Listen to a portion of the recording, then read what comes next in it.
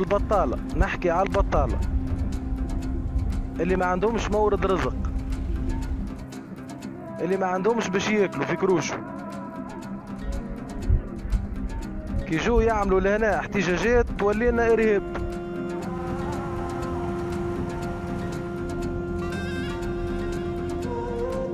We're heading to Kasserine to find out why journalist Abderrazak Zorgu set himself on fire in December. In 2010, the same act took place in the nearby city of Sidi Bouzid, and it irrevocably shaped the Arab world's political landscape. So why is something like this happening again in Tunisia? This nation is often described as the success story of the Arab Spring. Kasserine is considered a cradle of the Tunisian revolution, but many people here feel like they've been left behind. The social and economic rewards people were expecting to come with democracy appear a long way off. That's the message Abderrazak Zorgu wanted to draw attention to in one of the most horrific ways imaginable. نداء للبطالة القصارنية. بالنسبة لي أنا راهو اليوم باش نعمل ثورة وحدي، واللي يحب يجي معي يساندني مرحبا، خاطر هذه باش نعمل احتجاجات وحدي، باش نشعلها وحدي، باش نشعل روحي معناتها.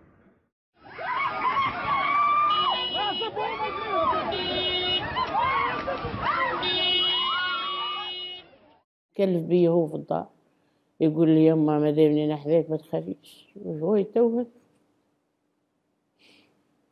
وليد الأعمال على ربي، إن شاء الله ربي يظهر الحق. Zorgu's family believe he wanted people to know about the difficulty of life in Kasserine, but they don't believe he meant to die.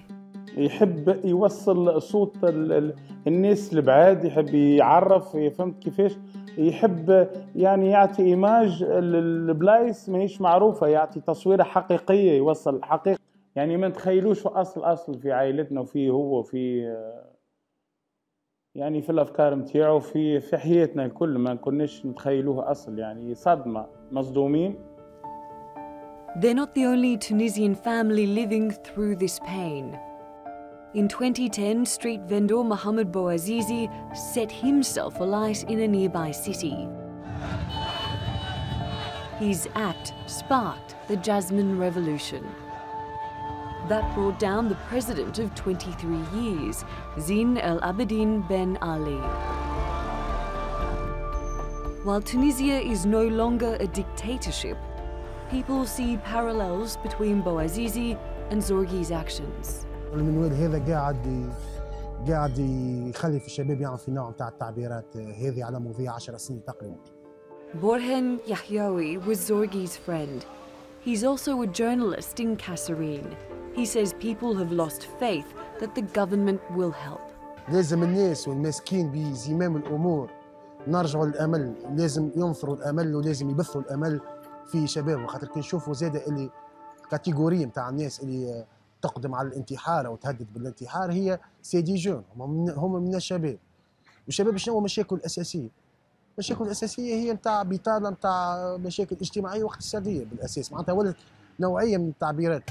Yahyaoui says his friend's message about life in this impoverished part of the country isn't being heard by those in power. في آخر الأسابيع في ولاية القصرين اللي فيها وصل الاحتقان إلى أن صحافي شاب رحمه الله يعني أضرم في روحه النار في ظروف إن شاء الله الأبحاث تعطيها لنا فهسنا على الظروف هذه.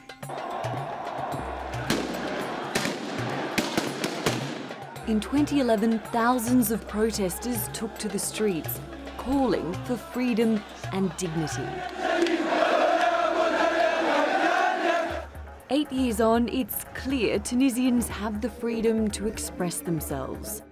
Supporters of different political parties are now out on the streets in Tunis. The police are also out in force to protect demonstrators. But many feel they haven't yet achieved dignity. In the Tunisian mind means that decent life means freedom, but it means also decent life, means to have a job, to live decently, to live protected from any type of terrorism. And this is really difficult to achieve so far, and it begins to be more and more difficult. Ramdani is hopeful that Tunisia's democratic experience will succeed, but he says it's threatened by the public being frustrated by the lack of economic development. We have to think that people really are angry and they're looking forward to have their problems solved. So if we don't think about that, if we don't sit together, if we don't think about the danger that Tunisia is facing, we are not going to get anywhere. And they should know, we are now at crossroads.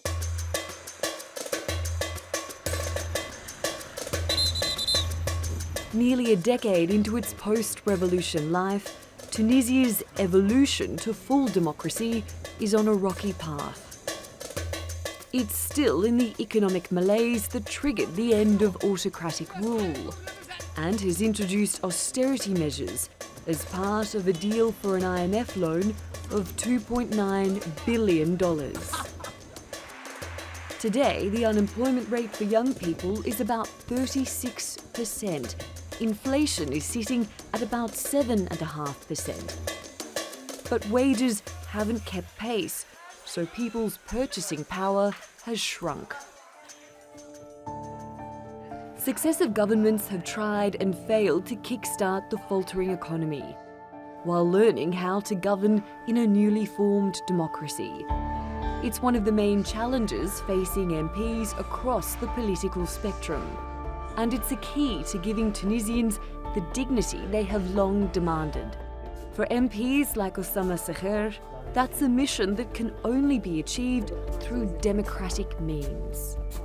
As we solve the political problems, so we have democratic institutions, we have freedom of expressions, we have all the kind of basis for real democracy in Tunisia, we're going to do all the reforms that are needed from this country to give real dignity to everyone, every citizen, from the north, from the internal regions, from the south, from everywhere. That will take time. Right now, there's no solution in sight to address these problems. Which is maybe why Abderrazak Zorgu felt he had to get the world's attention. So how will he be remembered by those closest to him? إنسان يعني قدم روحه يعني شهيد قدم روحه لبلاده ضحى بروحه على خاطر بلاده على خاطر الناس يعني الضعاف والناس اللي بطالة. Natalie Pohonen for the Newsmakers in Kasserine, Tunisia.